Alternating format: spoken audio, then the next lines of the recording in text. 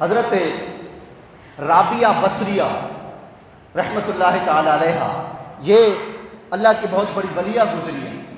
50 سال زندگی کے ایسے گزارے ہیں کہ کبھی بھی اپنی پیٹھ کو مکمل طور پر بستر پر نہیں آنے دیا۔ اندازہ لگا، پیٹھ پر پورا مکمل طور پر بستر نہیں لگا۔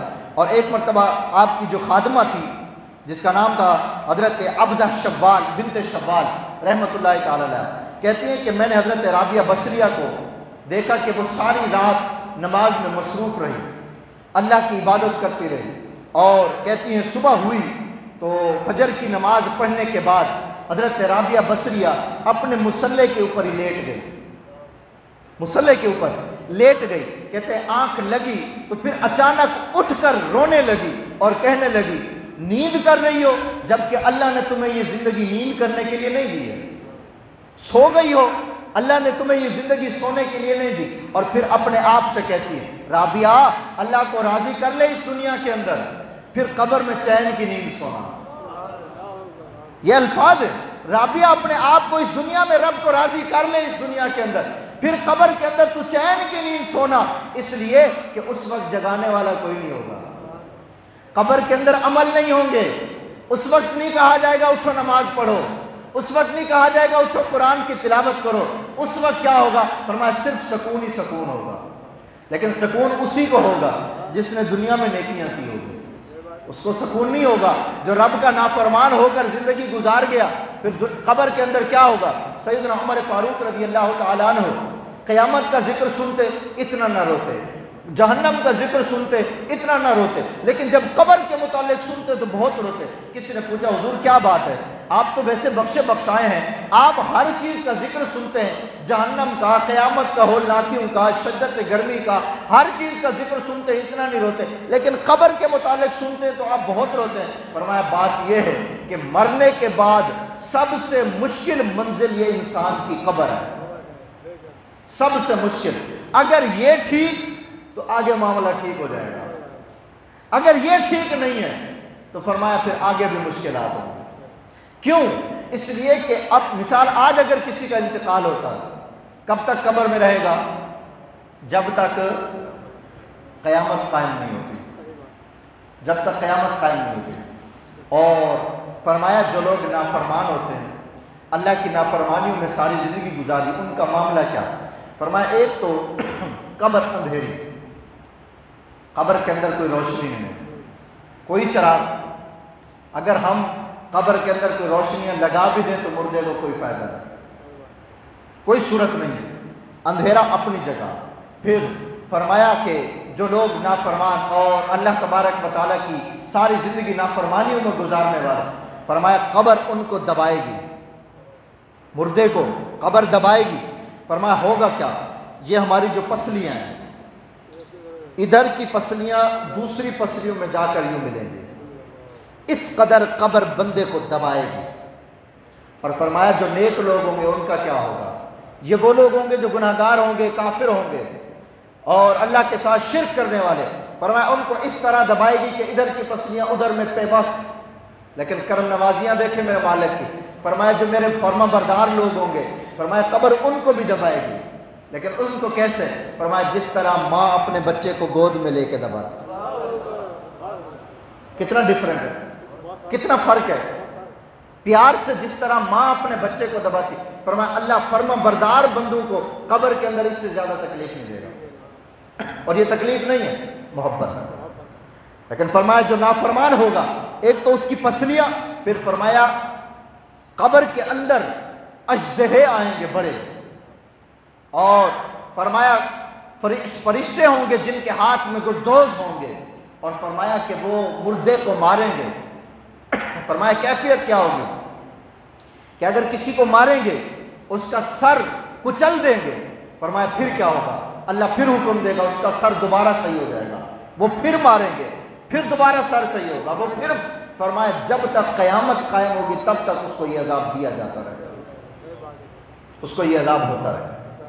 سانپ، بچھو، آج تو ہم چونٹی کے ڈسنے سے بھی پریشان ہو جاتے ہیں، ایسا ہے کہ نہیں برداشت کر سکتے۔ کبھی ایسا کوئی آپ کے ساتھ معاملہ ہوا ہو کہ کسی کے کان کے اندر چونٹی چلی گئی ہو، کیا کیفیت ہوتی ہے؟ پریشان کن، انسان سکون نہیں حاصل کر سکتا۔ اس وقت تو آپ کو کوئی بچانے والا نہیں ہوتا۔ آپ کے کان میں چونٹی جا رہی ہے، آپ کے کان میں سانپ گھس رہا ہے، بچھو جا رہا ہے، کیا جا رہا ہے، کوئی بچانے والا۔ ایک ہی چیز ہے دنیا کے اندر، نیکی۔ اگر یہاں آپ نے زندگی کے اندر نیکیاں کر لی، فرمایا یہ نیکیاں قبر کے اندر چراغ بن جائیں گی، یہ روشنی بن جائیں گی، گھبراہٹ نہیں ہوگی۔ ہوگا کیا؟ اللہ قبر کے اندر جنت کی کھڑکی کھول دے گا، جنت کے اندر سے روشنی آتی رہے گی، اور فرمایا کہا جائے گا کہ اس میرے بندے کو جس نے زندگی میری فرما برداری کے اندر گزاری، فرمایا اس کو جنتی لباس اور بچھونا دے دو، اس کا بستر بھی جنتی ہوگا، اس کے لباس جو اس نے پہنا وہ بھی جنتی ہوگا۔ پھر کیا ہوگا؟ ایک طرف نافرمان کہ قیامت تک اس کو فرشتے مارتے رہیں گے، سانپ بچھو ڈستے رہیں گے، اور ایک طرف فرما بردار کے لیے کیا حکم ہوگا؟ فرمایا جنت کی کھڑکی کھول دو، جنتی لباس دے دو، جنتی بچھونا بچھا دو، اور نیکیوں سے اس کی خبر کو روشن کر دو، اور پھر اس کو اعلان کیا جائے گا اور کہا جائے گا نوم کا نومت العروس، فرمایا جائے گا اے میرے بندے سو جا ایسے جس طرح پہلی رات کو دلہن سکون سے سوتی ہے۔ یہ حدیث کے الفاظ، نم کا نومت العروس، شادی کی رات جس طرح دلہن سکون سے اطمینان سے سوتی ہے، فرمایا جائے گا قیامت تک اے میرے بندے تو بھی سوتا ہے، اب تجھے کوئی تکلیف نہیں ہوگی۔ بتاؤ جس کی قبر اچھی گزرے گی، قیامت کے دن میدان محشر میں اس کو کیا تکلیف ہوگی؟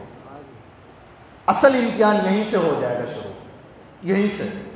اور اگر ہم اس سے تھوڑی دیر پہلے آئیں، قبر میں جانے سے پہلے، موت، اس کی سختیاں اتنا مشکل ہیں کہ سہ نہیں سکتے۔ اس کی بھی دو ہی صورتیں ہیں۔ ایک صورت تو یہ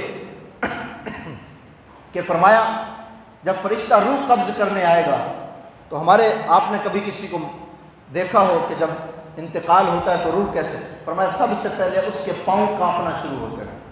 کبھی غور کیا کریں ان چیزوں کے اوپر، اور اس کی روح جو ہے وہ پاؤں سے نکلنا اور یوں پھر پورے جسم سے نکلنا، اور یہاں تک کہ آخر میں یہاں سے روح قبض ہوتی ہے یہ۔ لیکن فرمایا طریقہ کیا ہوگا؟ دو طریقے ہیں۔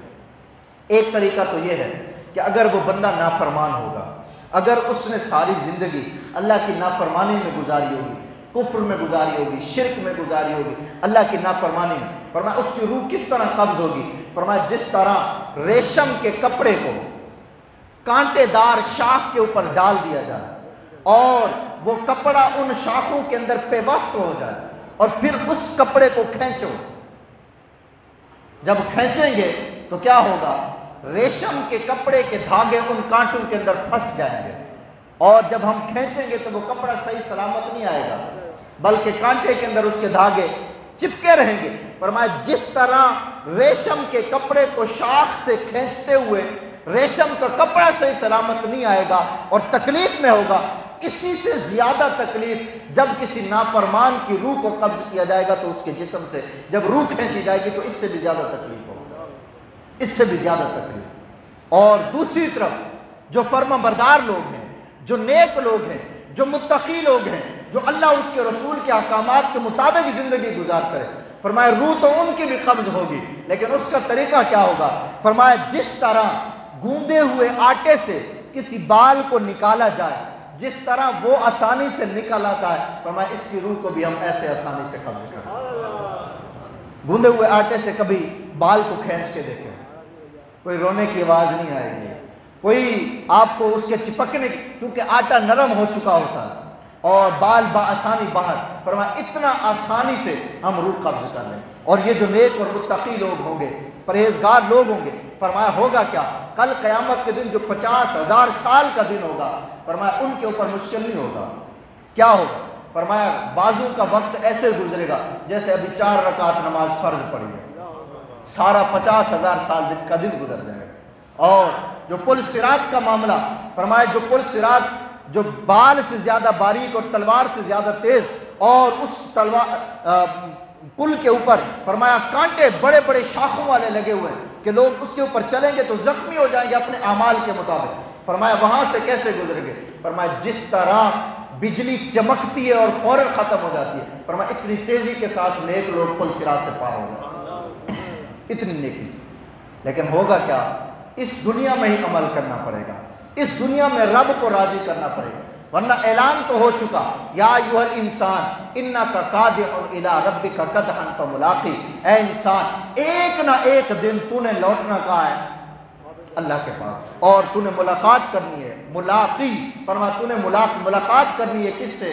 فرمایا اپنے رب سے، اور اس دن رب ہوگا، ہم ہوں گے، فرمایا رب اور ہمارے درمیان کوئی دوسرا نہیں ہوگا جو ہمارا امتحان دلائے، رب ڈائریکٹ پوچھے گا بتا یہ تو نے کیوں کیا؟